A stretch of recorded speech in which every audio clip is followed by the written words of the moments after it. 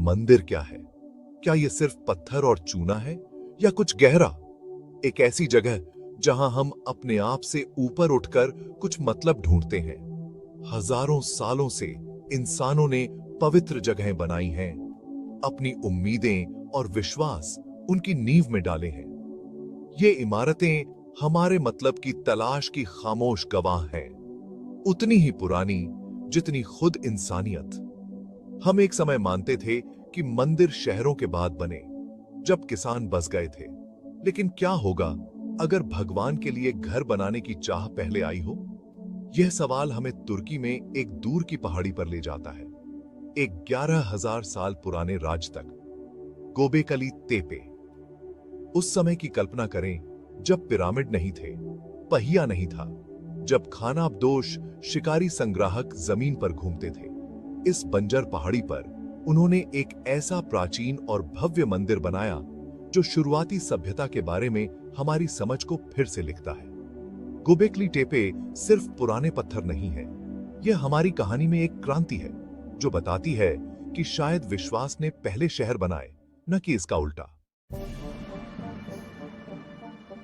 सदियों तक Gobekli Tepe स्थानीय किसानों के लिए सिर्फ एक पहाड़ी थी।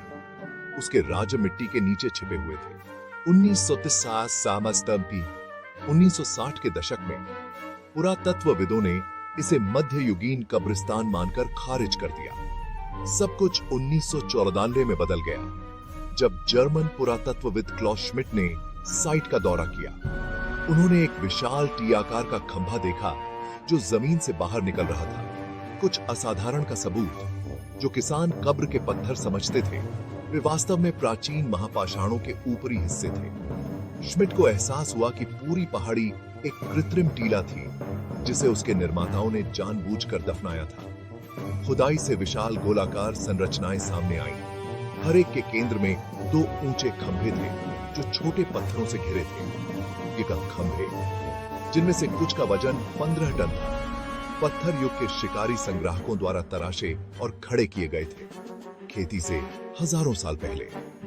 साइट की उम्र और जटिलता ने दुनिया को चौंका दिया। गोबेकली टेपे ने साबित किया कि हमारे पूर्वज जितने हमने कभी सोचा था, उससे कहीं ज्यादा व्यवस्थित और आध्यात्मिक रूप से प्रेरित थे। इसने मानव विकास की टाइमलाइन को उलट दिया। गोबेकली टेपे का डिजाइन प्रागैतिहासिक इंजीनियरिंग का एक मास्टरपीस है। कल्पना करें कि आप विशाल पत्थर के घेरों के बीच खड़े हैं। हर खंभा हाथों और जानवरों की सजीव नक्काशी से सजा है। लोमड़ी, सुअर, सारस, सांप। ये जानवर खाना नहीं थे, वे प्रतीक थे, संरक्षक थे, या शायद प्राचीन मिथकों के पात्र थे। खंभों को बिना पहियों या बोझ ढोने वाले जानवरों के निकाला और ले जाया गया था, जिसमें इमेंस सहयोग की जरूरत थी। हर घेरा अपनी नक्काशी के माध्यम से एक अनोखी कहानी कहता है, जो अलग अलग समूहों या अनुष्ठानों की ओर इशारा करता है। हर घेरे में 2 केंद्रीय खंभे एक दूसरे के सामने हैं, शायद देवताओं या पूर्वजों का प्रतिनिधित्व करते हैं। हम केवल उन समारोहों, दावतों, नृत्यों, शमानिक राइट्स का अनुमान लगा सकते हैं जो इन जगहों को भरते थे। जो स्पष्ट है, गोबेकली टेपे के निर्माण के लिए एक विजन, कलात्मकता और एक साझा आध्यात्मिक उद्देश्य की जरूरत थी।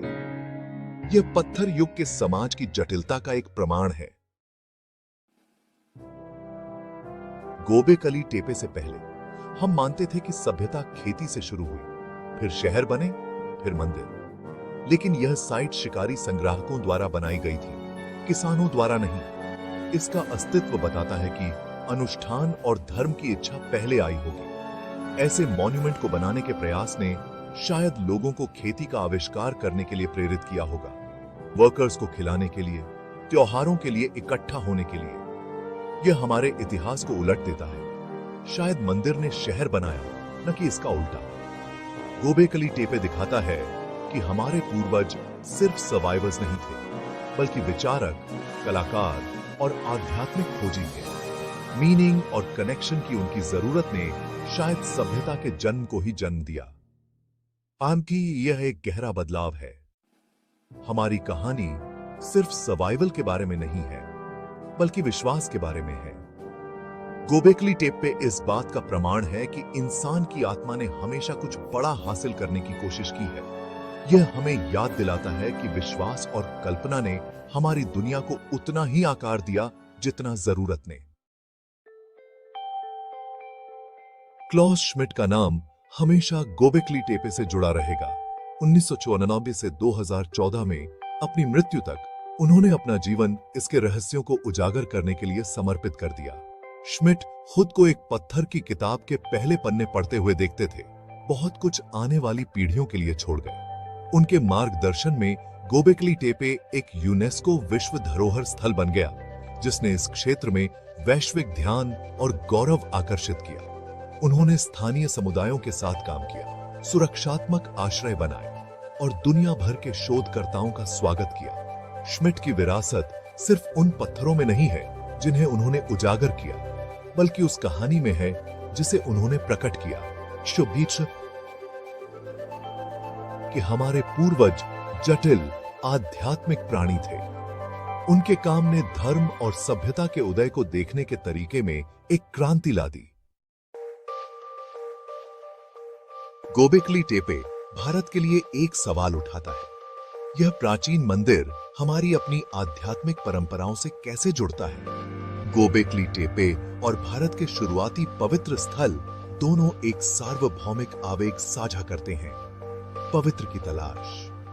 गोबेकली टेपे में जानवरों की नक्काशी शुरुआती भारतीय मान्यताओं में प्रकृति के प्रति रेवरेंस को दर्शाती है, वैदिक देवताओं से लेकर सिंधु घाटी की मोहरों तक। दोनों संस्कृतियों ने केंद्रीय खंभों को केंद्र बिंदु के रूप में इस्तेमाल किया। गोबेकली टेपे के जुड़वां महापाषाण, भारत के स्तंभ और गर्भगृह।